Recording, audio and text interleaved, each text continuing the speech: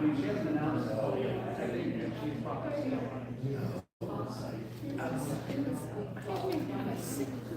I don't know what you have. What did you say?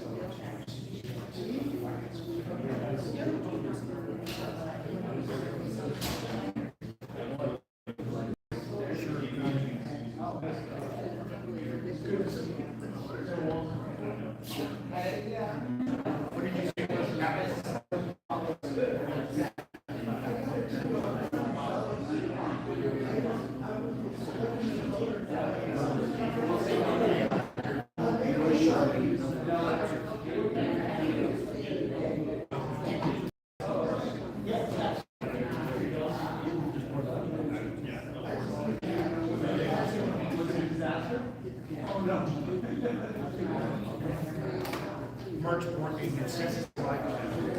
But it got my weather thing.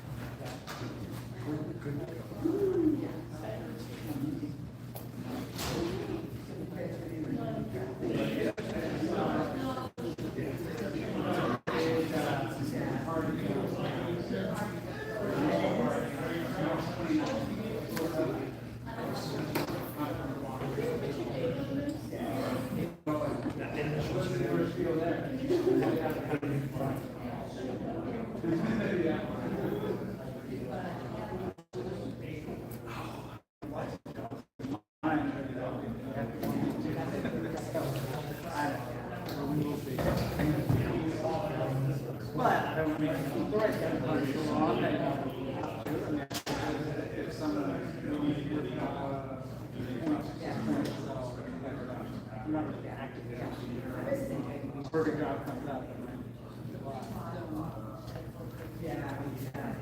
So you know who you are. Could you give her a Yeah.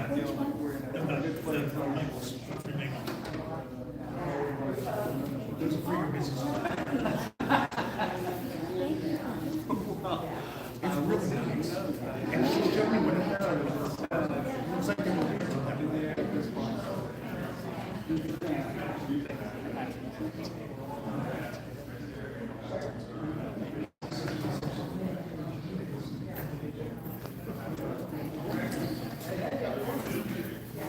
yeah, me too.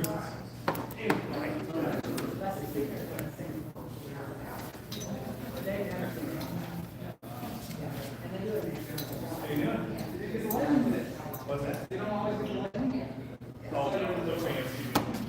Jose has that. All right, good afternoon, everybody. It is 3:01 right now, I reckon.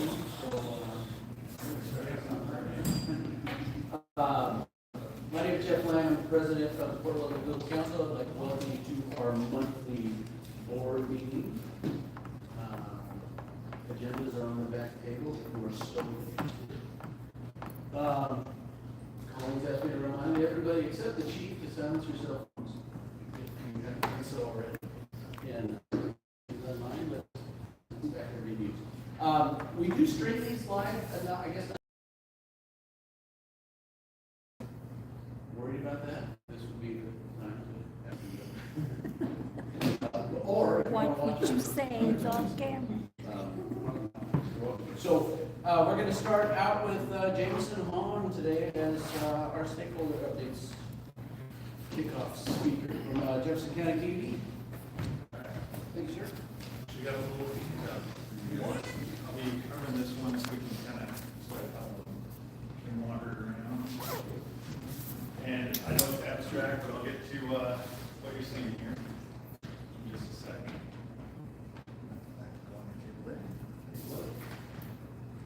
So it's been an exciting month, and a lot of the exciting month. There's a lot going on in the utility. First off, just got back from Washington, D.C., where I was fortunate enough to represent PUD with our Commissioner Tuber from this area, and also Joe Wilson, and we had to speak with a ton of legislators throughout the couple days we were there on the Hill, sandwiched between State of the Union and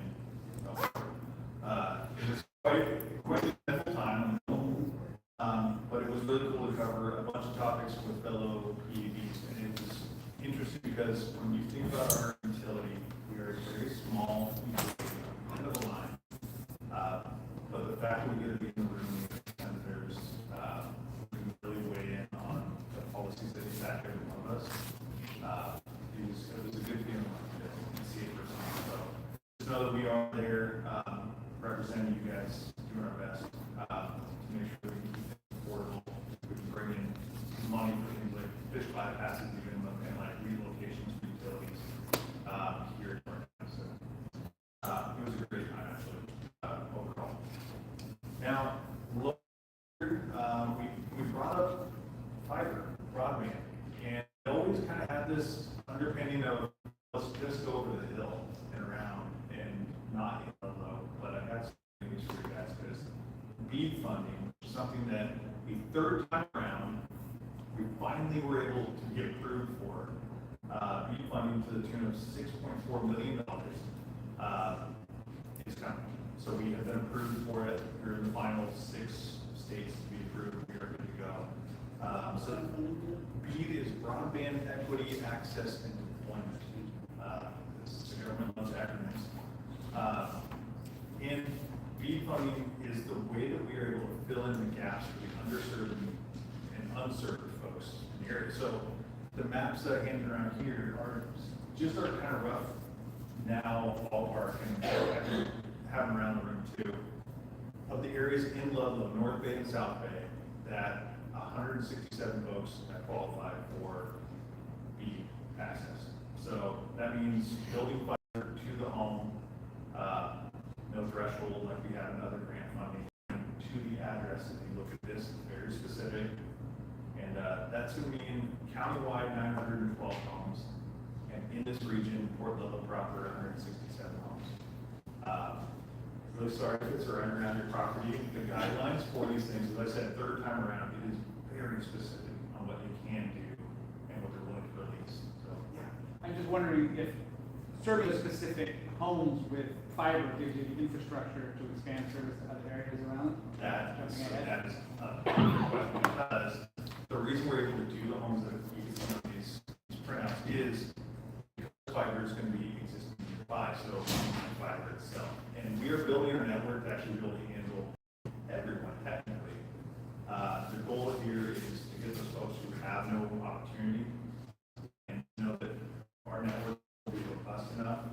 If you talk to Dan Cooper enough, maybe we can have a conversation, not just to be a public asset for everyone.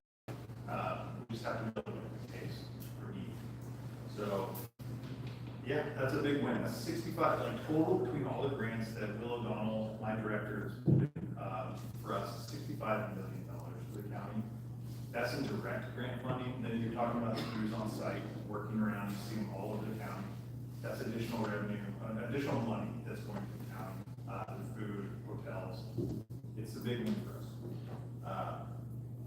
And I guess I'll kind of segue to a fun thing coming up on Saturday, home show. We are the main stage sponsor for the home show, and you'll have a massive presence of tables and presentations by the gentleman right here in the front row. This is Kyle Chase, having to come up and kind of give an elevator pitch for his program. And I hope you guys can make it out. It's at Blue Heron Middle up there in PT, and it is 9 a.m. open. It's totally free. Vendors from everywhere, contractors, everything will be there. Come say hi to us, have questions, anything water, broadband, power, we're happy to help. I'm going to introduce yourself and walk through. Thanks, everybody. Thanks, Jim. Congratulations. Thank you, Jameson. Kyle Chase, I'm the Energy Efficiency Specialist for the utility. I administer our 3-day programs and do a lot of the work related to applying with the Climate Commitment Act and stuff like that. On this weekend, we'll be doing a couple presentations. In the morning at 10, we're going to be doing a presentation on heat pump water heaters, which is a great opportunity for people to save electricity on their water heating. And then later in the afternoon, I'll be doing more of a just kind of high-level view of the overall energy landscape as far as like how things are affecting our utility. And we'll be there to answer questions on how to access rebates and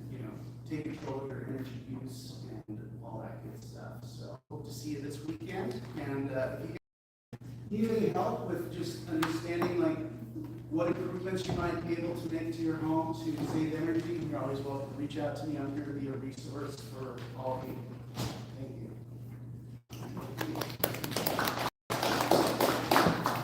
Real quick before we go on, questions for Jameson or Kyle? Diana from Fort Ludlow Associates for PLA update.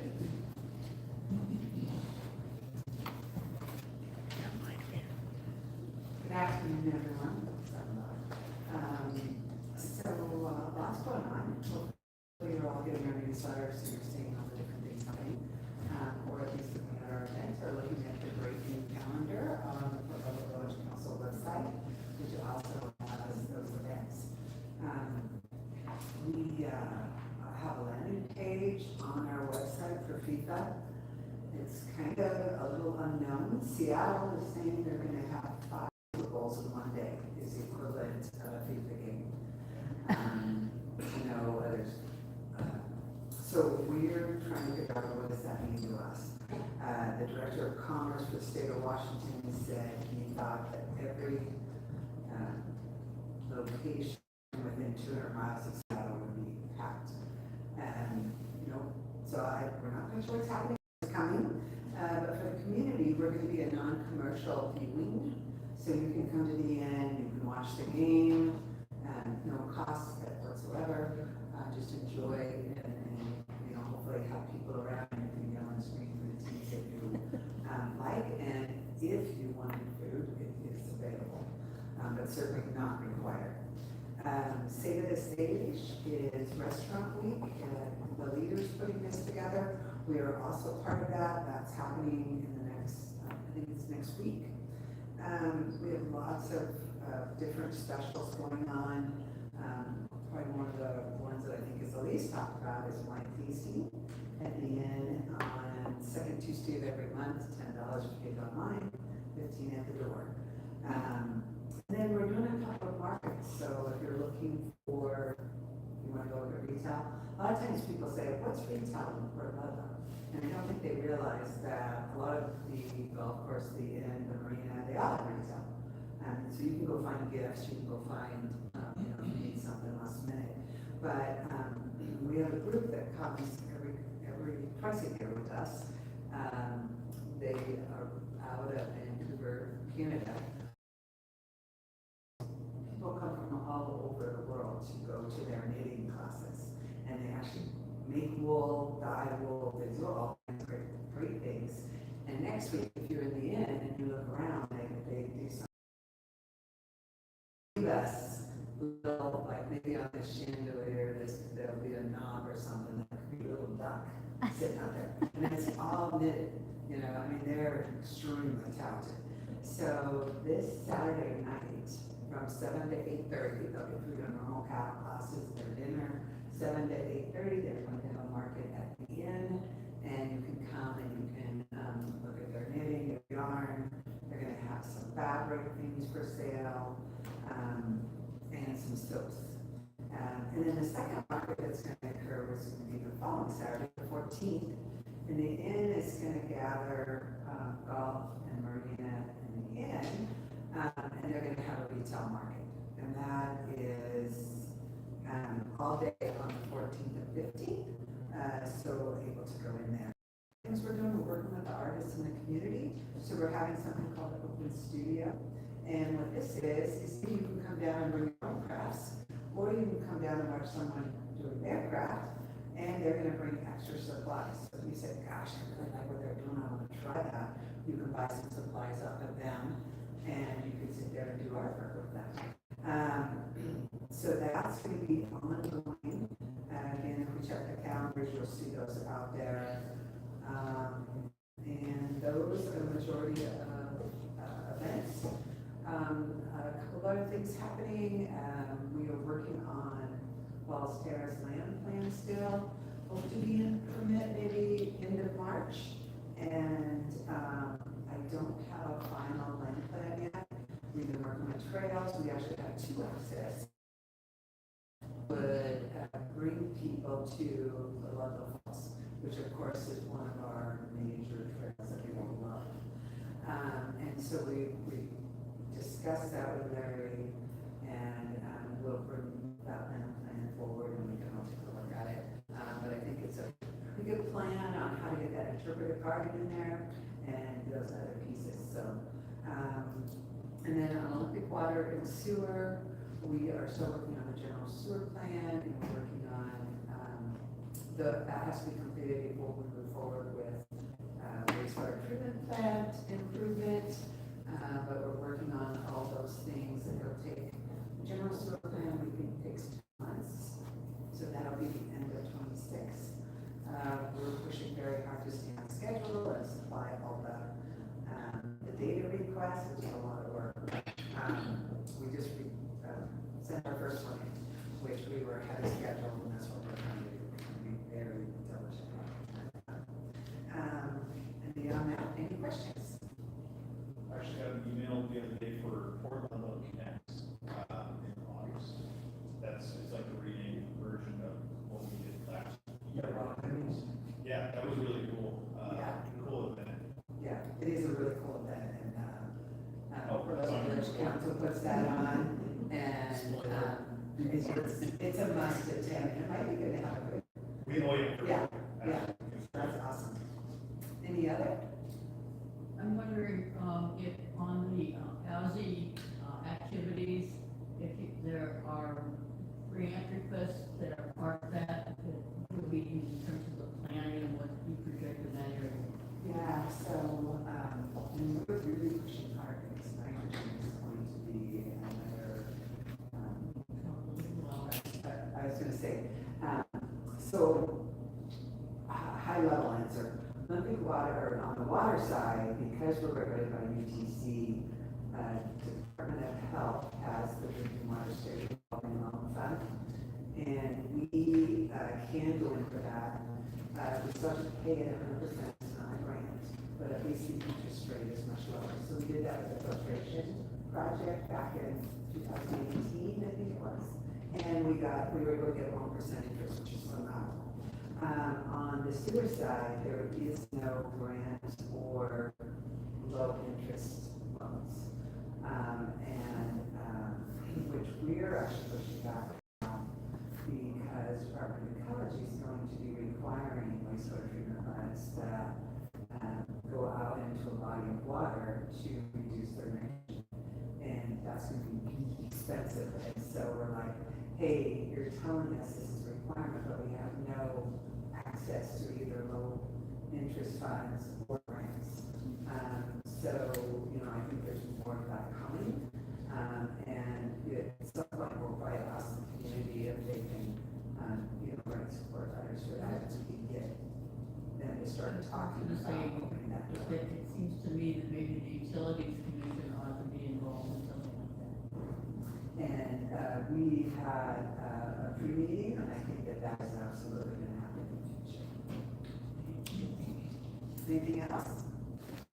So we're gonna go then to Greg Brotherton, Jefferson County District 3 Commissioner for his update for the county. Good to see everyone, and kudos on the BEAD grant, the elusive BEAD grant, finally brought home. That's great.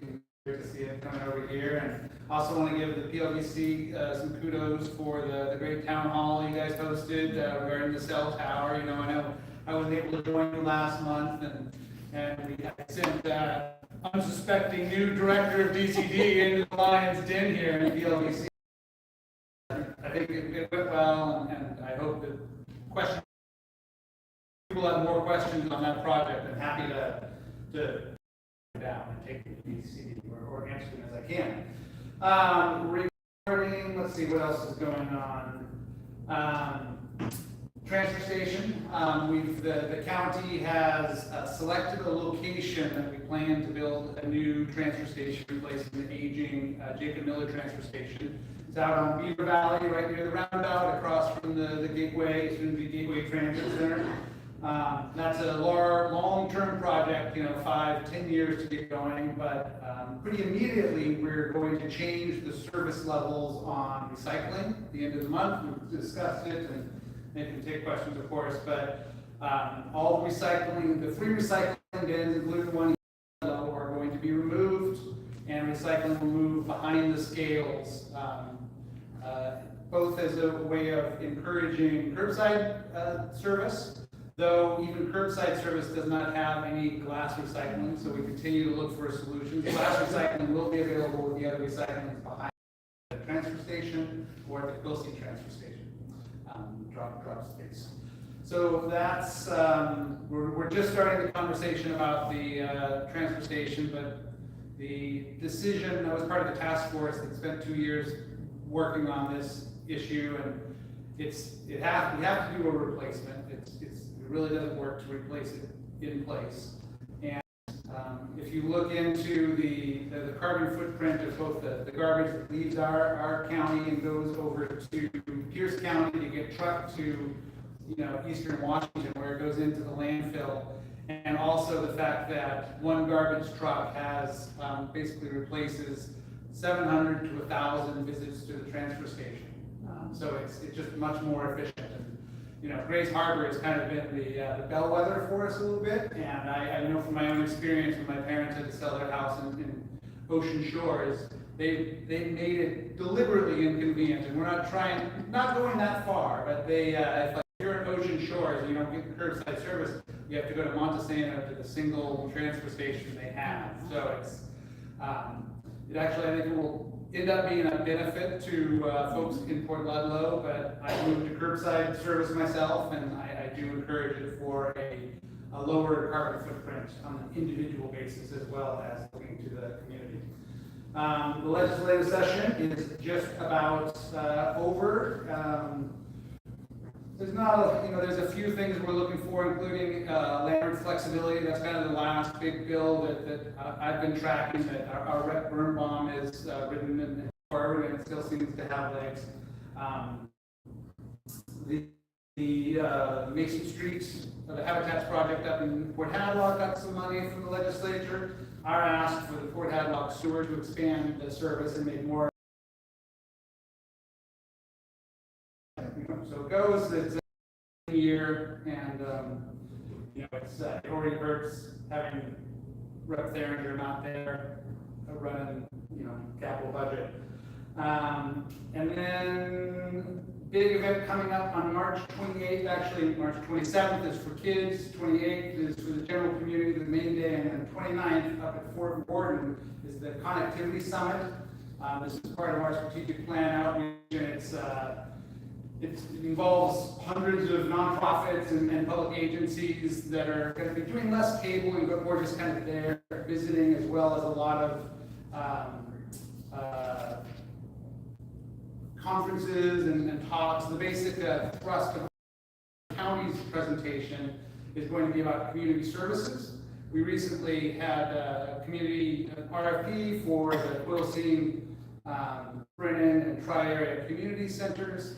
And one of the, I want to say casualties, but struggles with the budget this year at the county level is that those community services, including those, which is $180,000 that comes out of general funds, is also Parks and Rec was really impacted. So we're going to look at some other, hopefully more resilient funding mechanisms for our community services, and we want to have first our big talk at the March 28th event is to talk about what some of those options are. It's possible that the county does a current expense district so you could kind of emulate some, like our Coyle Community Center is owned by the Coyle community. They get property tax that they use then to operate and locally control their community center, and that's another possible method that would allow us to direct funds to the communities where they get to make the decision on how much and how to invest in their local community. So we'll have that conversation. We'll expand from those community centers, which is a shorter contract, to also include the Port Townsend Community Center, even the Gardner Community Center, which we do own, but has a fairly stable management with a local advisory board, and then Parks and Rec Services too. Do some of our parks belong under local control? So those are some of the conversations that we'll talk about. This year, because of our funding difficulties, our revenue difficulties, we are actually, for the first time, I'm not crazy about this idea, but Jefferson Community Foundation is helping us set up a fund where we'll take donations to operate some of those parks and rec community services. We were originally, with our budget conversation, going to shut down the Port Townsend community, the rec center, the community, the bottom story of it. We managed to keep it open, but it's kind of predicated on trying to raise a substantial amount of that $200,000 operating requirement from donations from those that have a little extra to give. And I think that's what I have today, unless there's other issues I can talk about, or The Connectivity Summit used to be known as the All County Picnic, correct? no. No, it's different. The All County Picnic is going to happen at Finn River again, and that's about everything. The Connectivity Summit used to happen at Jimicum High School. Something else, connectivity. Called something else. Do you remember? Yeah, we're all like, squirrel. I know, I love the unique saying, the program, really like acronyms. It was an event before, and it was like every high school student would come through on bus. It was really cool. And they're still doing that. So Friday is youth-oriented programming still, and every high school is, I think every high school will be there. And then Saturday and Sunday, and it's got lots of, there's meals for people, and there's a polar plunge on Sunday morning after breakfast, so there's lots of stuff. I will be out of town, unfortunately, so I can't figure out. Where is it again? It's at Fort Warden in the Commons, the main building with the food there. My other question about the recycling bins going away, there's some concern within the community that people are gonna continue to dump there. Is there any assistance from the county to come help us clean that up if it happens? We do have a solid waste abatement. I mean, that actually happens through public health rather than public works, which operates the solid waste facility. But yeah, if that is happening, reach out to us at public health. Reach out to me and I'll contact. Okay. Any other questions? Yeah, Chief. Commissioner, just personal curiosity, because I've been in love, do you have a rough date when this recycling center is? There's the dates have been published. I think your PUD bill has the exact dates. It's April 1st is they're all switched over. They're all shut down by April 1st, but it's like the 25th. Through April 1st. 25th, yeah. March 25th. Yeah. So get that recycling in. But don't. If it's full, it's full. One of the problems. Great. So my question is, there would be a fee, you can still, if you chose to go to the transfer station, like, what would that fee be? Same as garbage. So Based on weight? it's based on weight with a minimum charge of $22, I think, $20.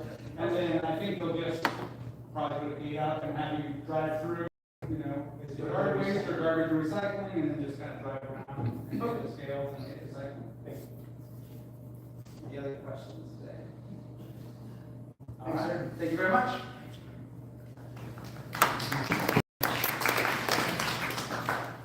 Okay, our final stakeholder speaker will be Chief Black from East Jefferson Fire and Rescue.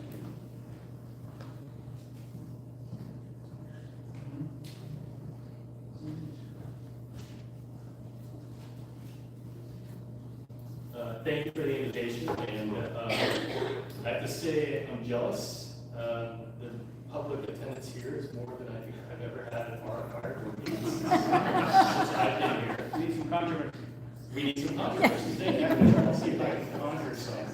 Install a cell tower. It's interesting you should say that.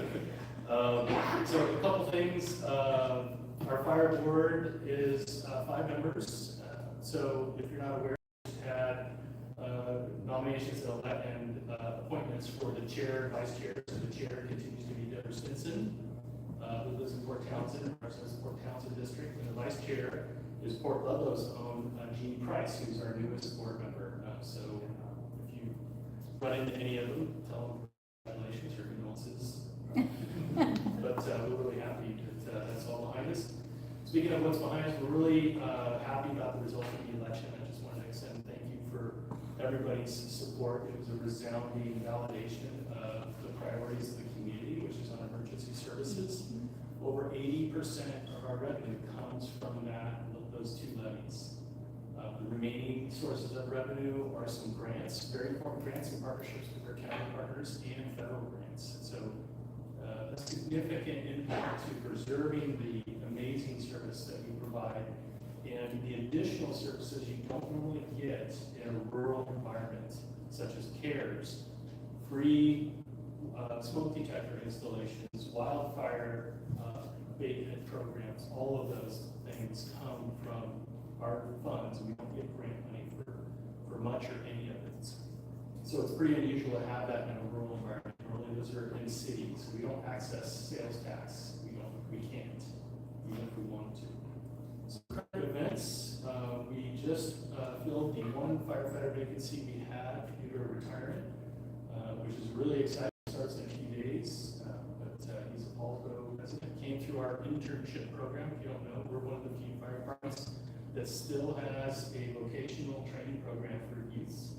And currently we were funded for 6 positions. We had a 7th for the past 2 years with support from the AAUW, the American Association of University Women. So we're really proud to be able to fund 7 positions every year with that support. And 2 of those cadets will go to the fire academy next week for 3 or 4 months, and they'll come back fully accredited. That's great. And eligibly hired. We have a brand new ambulance we just picked up at Ron, and it's, if you're curious, a new ambulance, 4-wheel drive, costs $340,000. And if you're not familiar with that, if you look on the top of most ambulance boxes, they have a hook right in the center, because at 10 years, we lift the box off of the chassis, quite literally, and put it on a new chassis and get another 10 years out of it.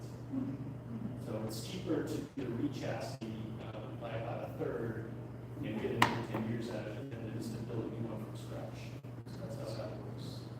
We have 2 brand new fire engines coming in June. I just got confirmation yesterday that they're in the queue. They're being made in South Dakota to our specifications.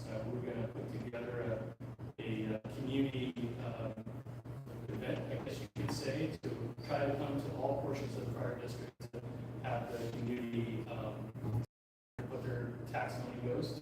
We're really proud of the engines, and if you're not aware, when a new fire engine goes into service, the tradition is to have a community push in. We did it where I came from. We've never done it here, but the community will have a reception at the fire station where it's going to be housed, literally. It was a strong carriage back in the day, but this is really push into the. Be careful. Which way? I didn't realize the time, but I appreciate it. We're this time of year, yes, sir. Question, so on the replacement, like, new, yes, Sorry. the old engines, what do you guys do? Well, Market and sold, or? there is a market for used fire engines, but believe it or not, they have a horrible resale value. It's pennies on the dollar because they're so used. So unfortunately, we're probably only going to surplus 1 engine, the oldest, most falling apart engine we have, because we had one die last year, another old one. So the 2 engines, even though we're getting 2, we're probably only going to get rid of 1. And then they go, there's a used car lot for fire engines on the internet, basically. Or if any of you know, one of our battalion chiefs, Klaus, he's got a small museum of used fire engines just outside the current methodology. That's his hobby. This time of year, we are not thinking of wildland fire. It was raining when I walked in the door, but we are, and we're still on our training schedule and our marketing plan. Talking to Gary about that a few minutes ago to keep our community safe. And probably the April meeting will have Robert Whitberg, our community risk manager, present on all of our marketing materials to prepare our community for wildfire. WSRB is the Washington State Rating Bureau. That's what regulates our homeowners insurance. It's on a scale of 1 to 10, 10 being the worst, 1 being the best. We are 5 district-wide, and then in the city of Port Townsend, we're 4, primarily because the water system is to a higher standard, but also a couple of other things. We are going to ask for a reassessment from the WSRB at the end of the year. And what most people don't know is just a few days ago on March 1st, the Fire Chiefs Association for the state successfully lobbied the WSRB to change the rating schedule to what we think is something more fair and equitable on the 5-mile rule. The 5-mile rule, in essence, means if you live more than 5 miles, I live 5.1 miles from the closest fire station, your rating goes from that 5 automatically to an 8 or 9, and correlating your insurance rates go up, right? Our argument was, well, the person across the street might be 5 miles from me. Now I'm 5.1. What is the real difference in the response from the fire department? That's what we were trying to get them to quantify, and they couldn't. So we successfully got that appealed, and now there's a W classification new, again, took effect a few days ago. So if you're 5.1 miles like me, you will go to a 5W, not automatically to an 8 or a 9. And then as you get closer to the 7-mile threshold, then your score will slowly go up in a corresponding risk fashion, obviously. The farther you get from a fire station, the slower you can get there. But it's no longer an arbitrary number, which we felt was very unfair. And this group of 6 of us, fire chiefs, on this cadre for the state, have a whole other laundry list of issues that we're picking at WSRB that we've been unfortunately penalized for years. And we're feeling pretty optimistic we have this one win, but we're pretty proud of that one win for sure. So again, a few days ago, we lived more than 5 miles from the station. Don't forget to ask your insurance carrier to say, I want to see my WSRB rating, because that should be reflected. Our estimates from the Office of Insurance Commissioner data is over 1,000 addresses in the district will be impacted potentially that live between that 5 and 7 mile threshold. That's a lot of addresses, a lot of property owners for sure. Any questions on that? Yes, sir. Is that's not just for District 1, but for any Yes. Washington State? Statewide. That's right. Good Yeah. work. Yeah, it was, we had a nickname, the Angry 6. Yeah, you don't want to make fire chiefs mad. There's some heated conversation. Fired up, right? Yeah. Yes, it's probably why it was only virtual. Anyways, I thought you might be interested real quick in a couple of threshold events that we've had recently. You probably heard about the fire we had a few weeks ago right off the mill. Tragic event, caused more than likely due to a propane leak in the boat. I do not know what happened to the dog. That is the number one question. But unfortunately, the 2 victims are last night are still being treated at Harvard Medical Center. But we were on the scene pretty quickly with that. And then we had a tragic event with a bus a couple nights ago. I'm sure most of you heard about that. Again, a threshold event that tapped all of our resources, and at the same time, we had several other 911 calls going at the same time. So that's happening more and more frequently in the district. Yes, sir. What do you mean by threshold event? Threshold event means it's unusual. It's not just, one of us calling 911 because we're, not to say a heart attack's not important, but that's kind of our standard call volume is medical, one person, one patient. A threshold event is a mass casualty incident, which this was a major structure fire. The boat fire was a big challenge for us as well.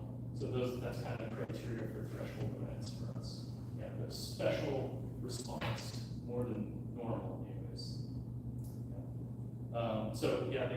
The crews did a great job of getting on scene and getting the patients categorized in the system for that. Unfortunately, they didn't identify a fatality immediately that steered them to prioritize the severely injured. We don't usually land helicopters on highways. It's very dangerous, but we did in this instance because it was necessary. One helicopter provider denied or declined the assignment due to weather.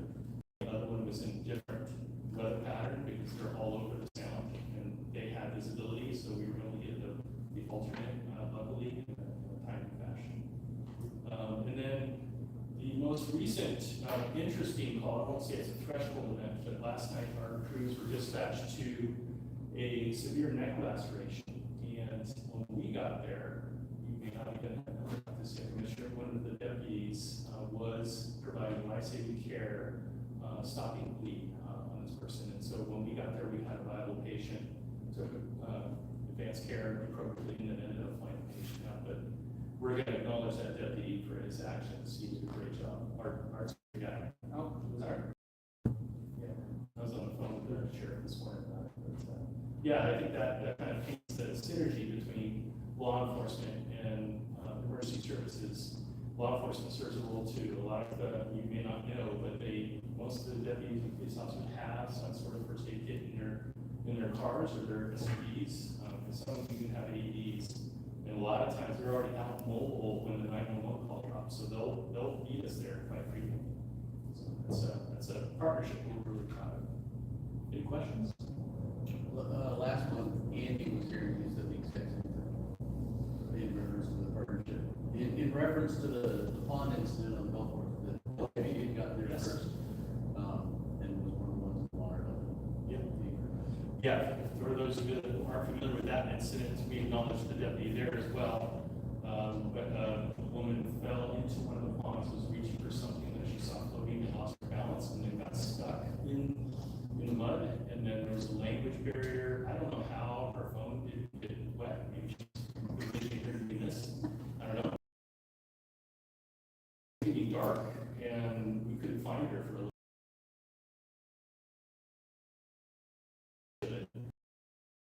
Us there and again and was able to extract the patient from the water successfully, but she was very cool. Any questions? Thank you. Appreciate all of you. Yeah, I'll just come up. I forgot one thing, sorry.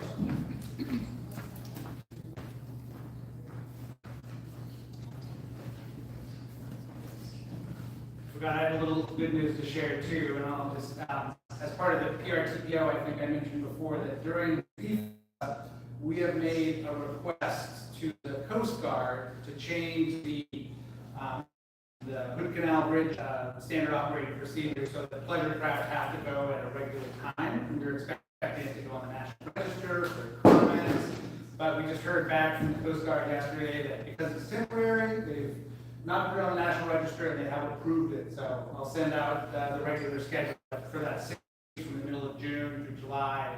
There will be mariners will be alerted, and they will have to come at the times that the bridge is planned to open rather than vice versa. So I'll share that. I know.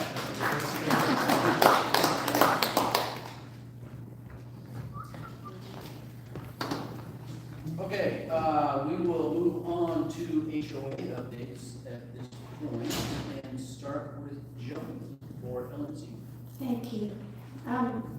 Busy around here as often is the case at this time of year. One item that, this is a lot of legalese, so I'm going to read it. It is asking about the sale of a portion of the property to the Port Ludlow Yacht Club. And this has been in discussion for some time. Our attorney has done a brief title search. The property is free from restrictions. We've been told we should order a title guarantee just to prove that, which we would need to sell it anyway. It's not in one of the divisions that has other requirements, 7 divisions, so there was a lot of geographical research. Can you get closer to the mic? Yes. The RCW gives the association the authority to acquire, hold, encumber, and convey in its own name any title or interest to real or personal property. So that means LMC is within their right to sell this to that was considered to be by our attorney the cleanest way to do this. The lease was quite difficult. The land was nearly impossible.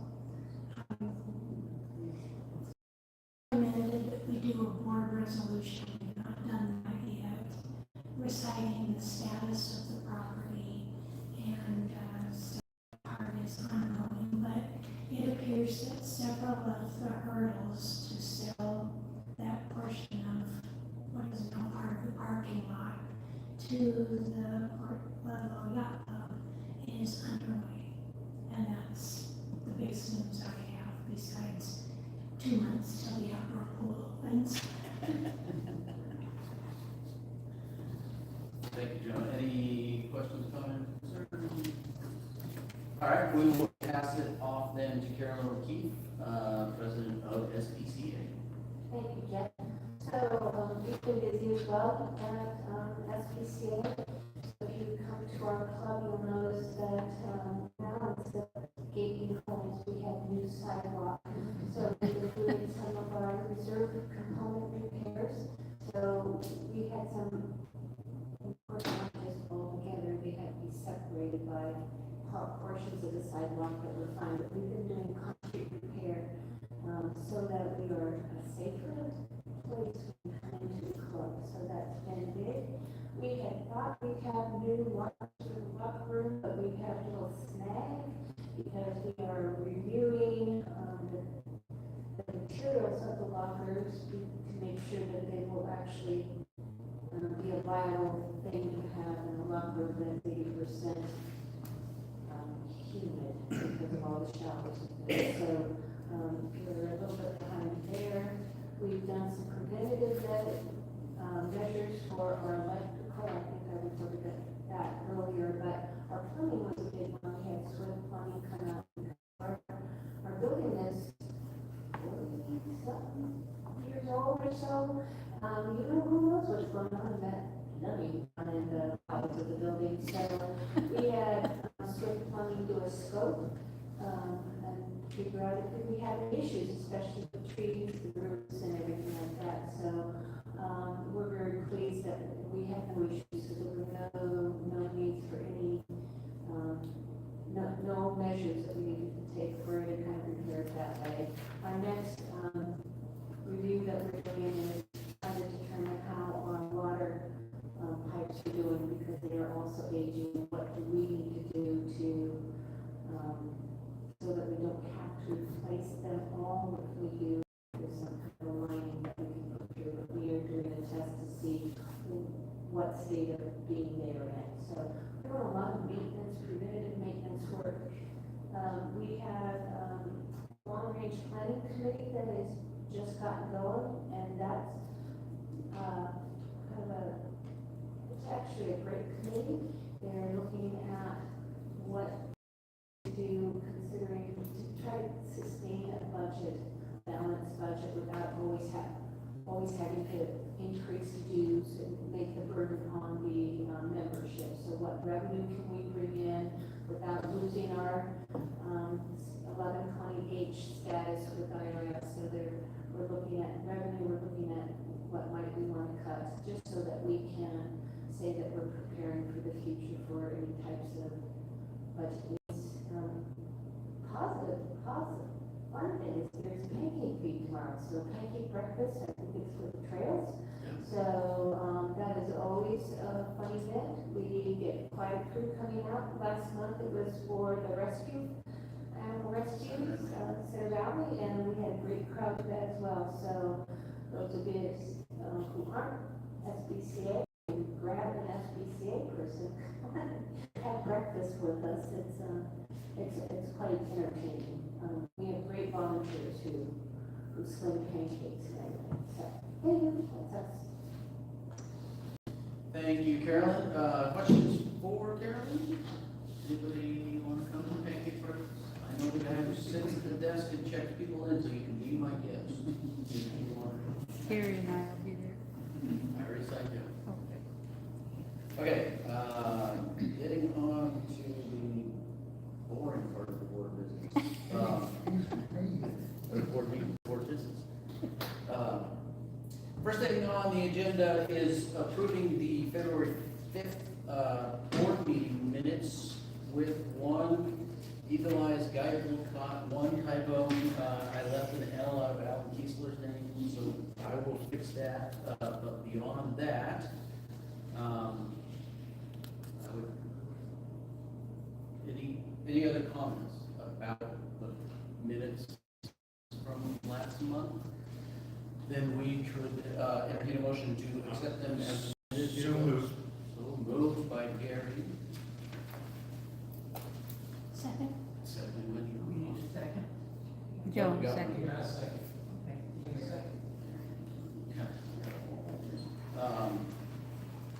Any further discussion regarding last month's meeting minutes? I see none. All those in favor? Aye. Opposed? Abstained? We can pass that on to 10. Okay, treasurer's report then. I'll pass on to Gary for the February treasurer's report.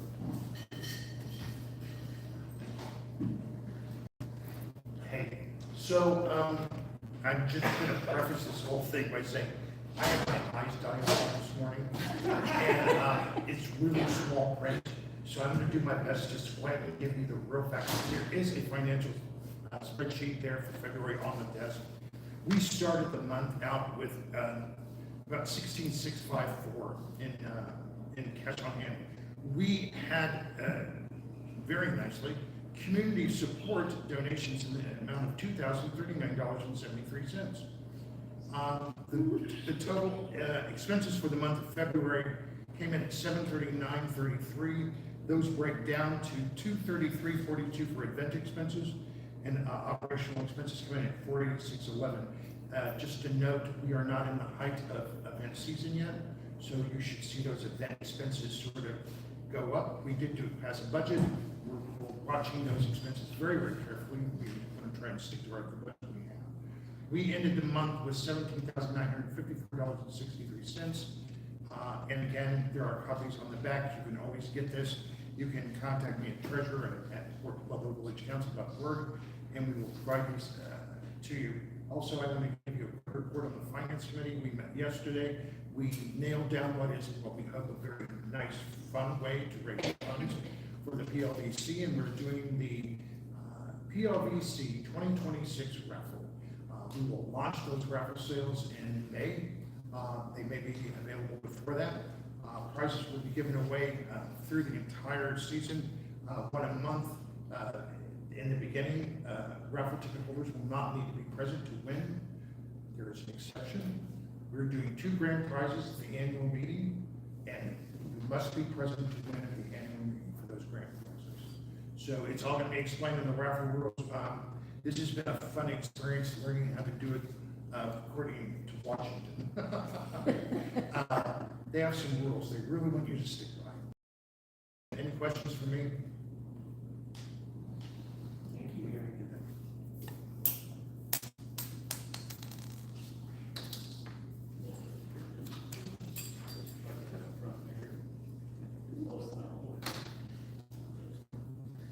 Thank you, Gary. We are on to item C, number C. As we discussed at a couple of workshops, we're really trying to get our utilities committee off the ground, and Howard has offered to step in and take the lead on the chair of that committee and work to putting together a group of local folks who are interested in the issues that face the utilities here, but also trying to identify some experts with experience in some of these issues that we have to sort of, or at least educate ourselves about. So, do you want to say anything, Howard? Or do you want to put your faith in the hands of the voting board? Well, I'll leave most of it to our next meeting, but we will be starting on March 21st, and we will be starting at the Day Club in the conference room. And we have a voice article that is going out, and then we're doing outreach to some of the folks that were on this committee and they're looking for folks that, really have an interest in it, particularly folks that have experience. So, but I'll save the rest for. Okay. Thanks, Aaron. So I would entertain a motion from anyone but Howard, I suppose, to keep it clean, to appoint Howard as the chair of the committee going forward. Second. Thank you. Who was the second? Carol. Kara. Any discussion around the issue? Any concerns, any ideas, any thoughts, anyone, all in favor? Aye. Great. Opposed? And abstain. All right, that one also passes. The second motion that we're going to discuss today is, at the Communications Committee earlier this month, the last Communications Committee meeting, we had another sucker that we reeled in on our resident survey where we asked for volunteers, and Caroline Miner, who is a local resident, not only came to join the committee, but has offered to be our volunteer coordinator. We had 20-ish people leave us their email and expressed interest to become volunteers with us, and it became apparent to us that nobody on the communications committee had the bandwidth to deal with that. So we would like to not only add her to the communications committee, but also as the POC volunteer coordinator. I make the motion to have Caroline be the volunteer coordinator, add her to the committee. Thank you. And the second one? She's fabulous. Okay, discussion around that issue for anybody anywhere? No. In favor, say aye. Aye. Opposed? Any abstaining? Okay, that one also passes. Or at least, never. Nobody voted against it.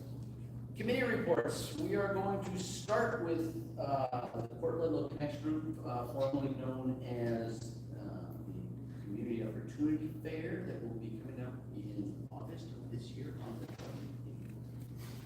And I give you Colleen Jones, our liaison. Thank you. At the meeting, sponsorship has been requested by letter. The letters have been sent out. The volunteer coordinator was welcomed onto the committee. The branding has been verified with the committee with a terrific new logo. So you will see flyers up in the near future for Ludlow Connect. And it's really cool.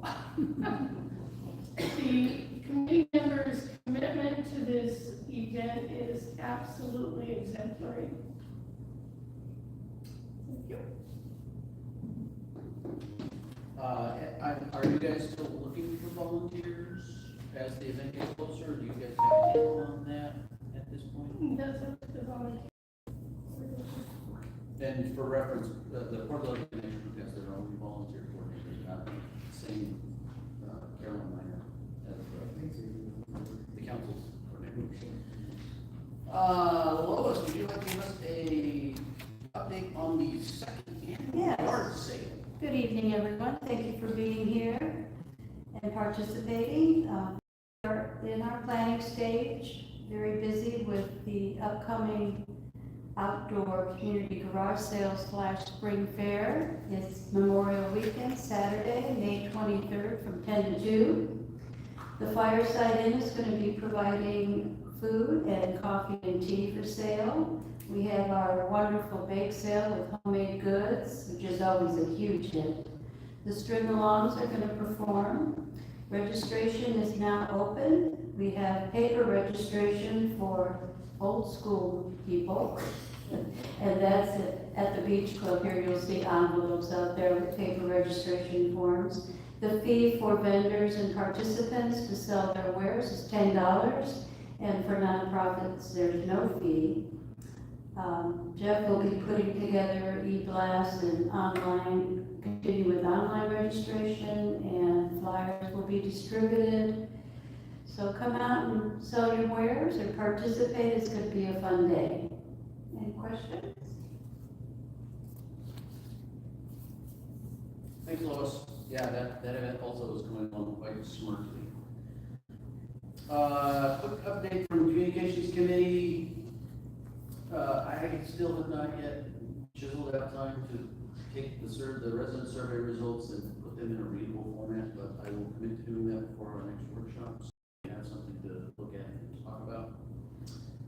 The town hall, I felt went well. It was exceptionally well attended. Not sure people got their questions answered in a manner that they wanted them answered, but I believe the information is all out there. And again, we want to thank, I know Greg's gone, but Greg and the DCD staff for coming out and doing that. It was above and beyond what is required of their jobs, and I'm super glad they came out and did it. We are still trying to build out a clubs, events, classes, organizations page on our website. So if you know of groups that want free advertising, whether it's a aerobics class or the fly fishers, we've already got a fly fisher, but as an example, send them our way. And we've been starting to put out some updates of local restaurants, their specials, their menus for the week or the coming weeks, and both God Bless Foods and the Fireside have been super appreciative of that. We would love to get some of the other restaurants involved, so if you're sitting down dinner at a local establishment, send them our way if they want free advertising. We feel like it's important to not only support our local businesses, but we want to make sure it gets into your inboxes and you know what's going on. So that's it for communications, unless anybody on the communications committee has more to say that they want to say. So that'll bring us to trails, and Howard gives us an update as our trails. Well, we just had our meeting on March 3rd. Some of the, other than the fact that each trail is supposed to be a meeting, just a few highlights, that one of which is 286.5 hours of volunteers has been reported today. We received an LTAC grant for having produced 30,000 being produced. It won't all be in our hands tomorrow, but the hope is that we have hundreds of them tomorrow for, again, as Carolyn said, the South Asians pancake breakfast tomorrow, the beneficiary for the trails. So hopefully everyone shows up. We're hoping to break 100. Okay, we haven't broken 100 or something, and I understand. The other two highlights, and then actually I want Jeff doesn't like to shout outs, but Jeff actually went out with the trails folks and volunteered and shoveled, he can tell you his own story, he shoveled a trailer full of gravel the other day, and so they called him out for show. You know, they can always use new volunteers, and that's something right there. There are two temporary closures that are listed here. One is Pelleton Cut, and I'll just read exact words that are here. Pelleton Cut, built by a local resident, a local HOA. They hold up the sign, the spike is now in.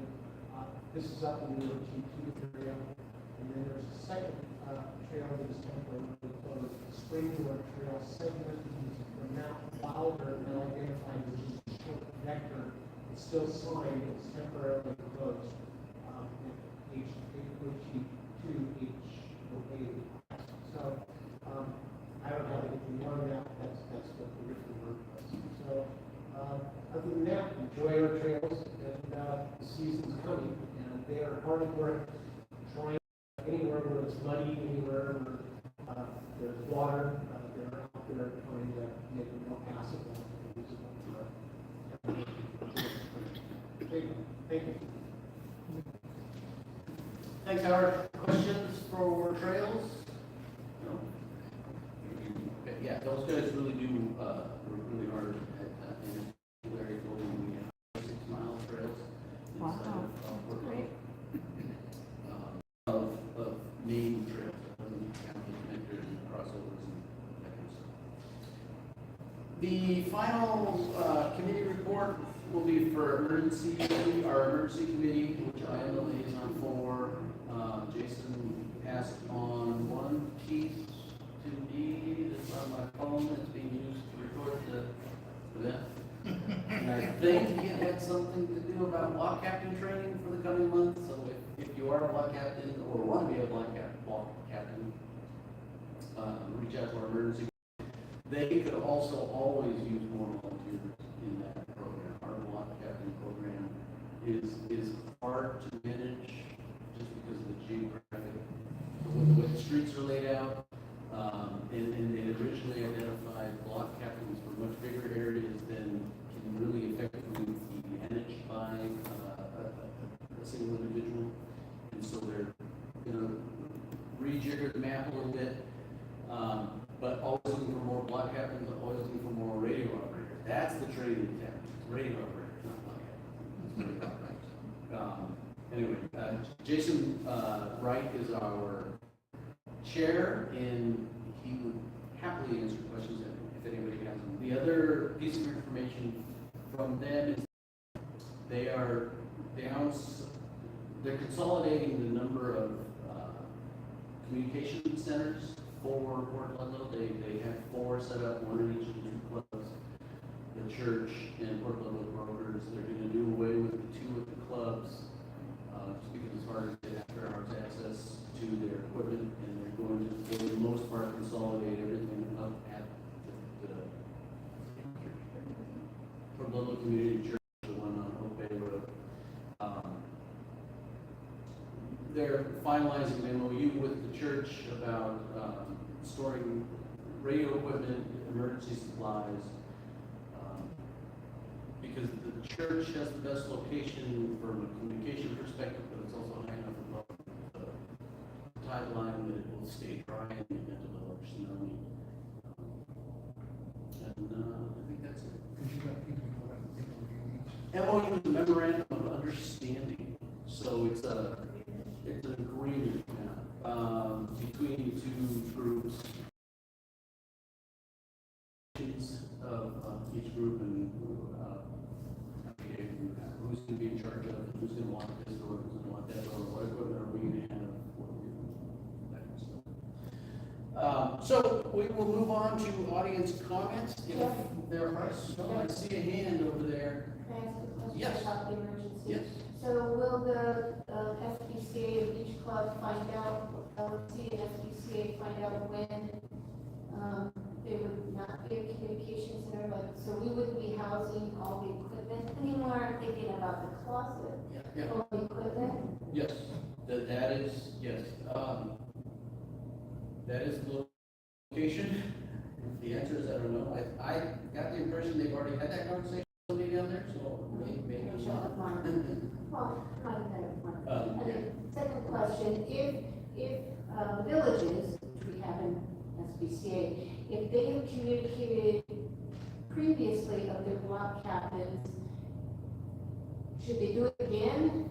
Because G.D. Price had that list prior, and then, because Jason Wright needed a new list, a new grouping. What I think they really need is a block captain coordinator to take on you that mean role for the organization. I believe that when Jeannie left the emergency committee, She left the hole. which was a huge role, Yes. but I also believe that not all the files got handed off correctly, or versions that were written, and there was. And those villages got missed at the last Yes, October show. but I believe the current list is not as accurate.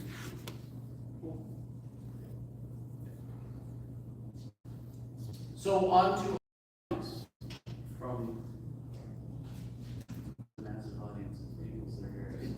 There are some new faces in the back row. Do you guys want to stand and say hi or any comments? No. You just came to see what everybody. Oh, excellent. I didn't hear a lot of heck. Oh, you're If dragged that you was- here. if that was your job, your goal would be fit.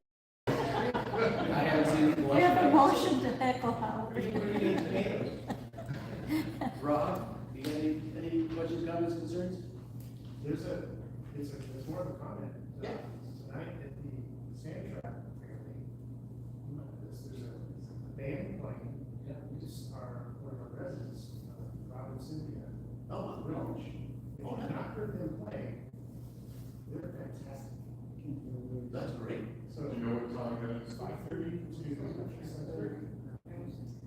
You might mention to them, mention to Josh to let us Yes. know about that far enough ahead of time, we could put it in the e-blast, because we would happily share that I stuff. talked to Josh yesterday just about that. Did you? Oh, Okay. good, because we've been Yeah, trying. I would love to be promoting this stuff. I just, I love just having the run. They got great hamburgers down there. Great, Yeah. that's awesome. Dan? Any questions, comments? What? No, we miss you. Dan and Susie? I think the sound system has been very poor today. The sound system has been very poor, okay. I will make it known. And I'll probably see it on the video. It's hard to tell when you're sitting here. I think part of the problem is that people are just talking regular, like they talk and they mumble. And they really need to say, okay, I'm going to talk into the microphone and I'll say each word so that it's hearable. I understand, and I know I will. And I know the microphone. I talk fast and I learn my words. I heard the treasure, but, What? You Did I- heard You me, heard the treasure and that was it? you heard me, right? well, I understood what I he said. spoke loud. I used to be on the stage, so I can project at the back row. We're back. Yeah. I have a question. Yeah, yeah. The village trees. Yes. that we need, Yes. From the holidays. Yes. Yeah, those typically, so Do they stay? no, they typically come down in mid to late March. Oh, I asked this question a year ago, or maybe it was earlier, because I thought, oh, we're gonna take it down in early January. Turns out, many residents have of having twinkling lights during the dark part of the year, and so we typically leave them up till March. Yeah. They're scheduled to be taken down one of the last 2 Fridays of this month. Thank you. Coordinate and make sure I help them get into the storage shed, because it's gonna be a challenge.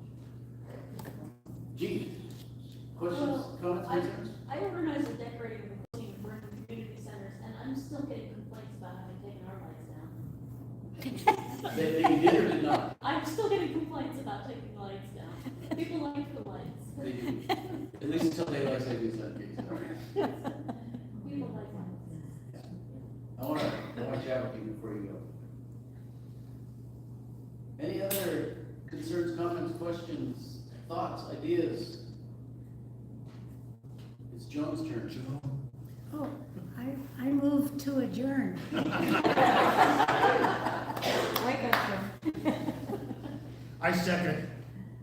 All in favor? Aye. Woo. Thank you all for being here. Yeah, thank you very much. We'll work on our speaking.